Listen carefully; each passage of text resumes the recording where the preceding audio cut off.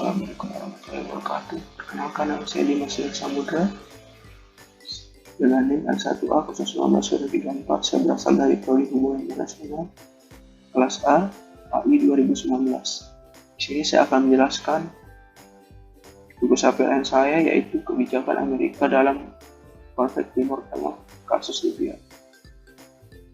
Di sini saya menggunakan analisis politik luar negeri yang dilakukan oleh Richard Schneider, W.H. Brook, dan Morton Sapiens, atau lebih tepatnya menggunakan pendekatan internal dan eksternal setting dalam menganalisis proses pembuatan keputusan kebijakan sebuah luar negeri sebuah negara.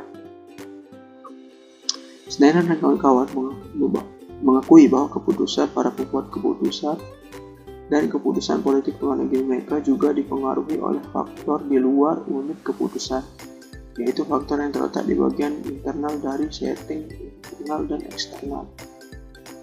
Untuk lebih memahami pendekatan yang paling penting bagi para pembuat keputusan adalah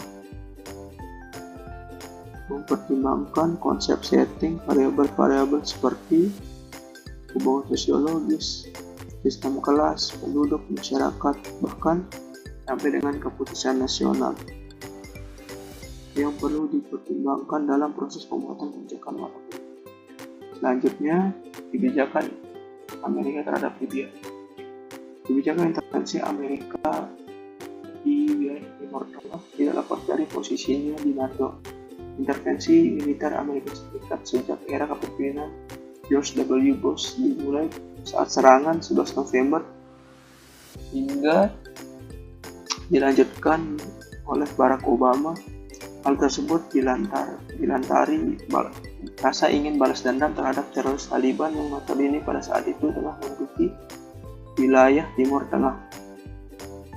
Walau kebanyakan dari korban penyerangan tersebut adalah warga sipil, namun hal tersebut tidak menyurutkan Amerika Serikat.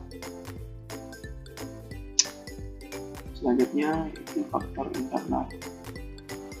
Dalam rangka membangun citra Amerika Serikat di wilayah Timur Tengah, pada awalnya Amerika telah menunjukkan berbagai macam serangan militer terhadap wilayah Timur Tengah.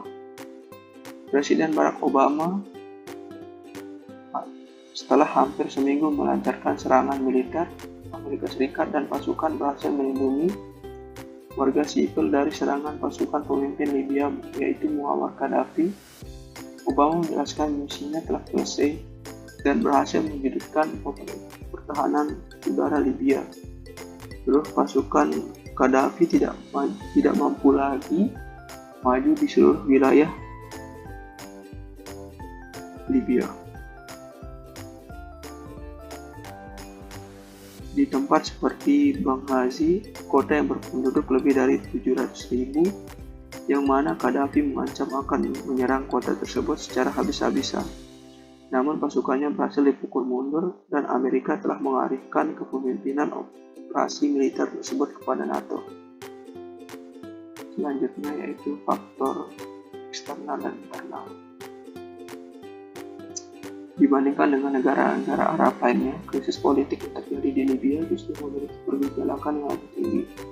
Dalam menghadapi hal tersebut, mengundang berbagai aksi demonstrasi oleh masyarakat Libya pada saat itu.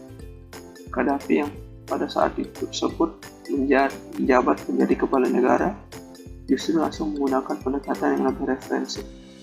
Pasukan Gaddafi pada saat itu tersebut melakukan berbagai penembakan para demonstran secara membabi buta, yang mana sehingga PBB mengizinkan mengeluarkan resolusi 1973 yang mana PBB mengizinkan anggotanya membantu masyarakat sipil Libya.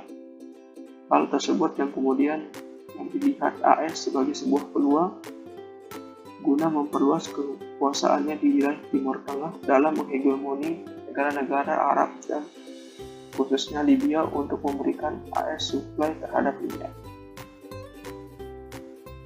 Dan kita sampai pada kesimpulan, yaitu Amerika Serikat muncul sebagai sebuah penyelamat bagi masyarakat Libya karena mereka merasa tidak diperlakukan adil oleh penguasa di sana.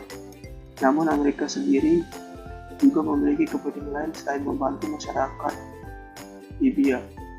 Hal ini terlihat ketika Amerika membawa kekuatan adidayanya untuk menjalin hubungan baik dengan negara-negara di wilayah Timur Tengah dalam memenuhi kebutuhan Amerika, yaitu minyak dan gas. Jadi sekian poin-poin yang dapat saya sampaikan dalam presentasi saya. Kurang lebihnya mohon maaf. Assalamualaikum warahmatullahi wabarakatuh.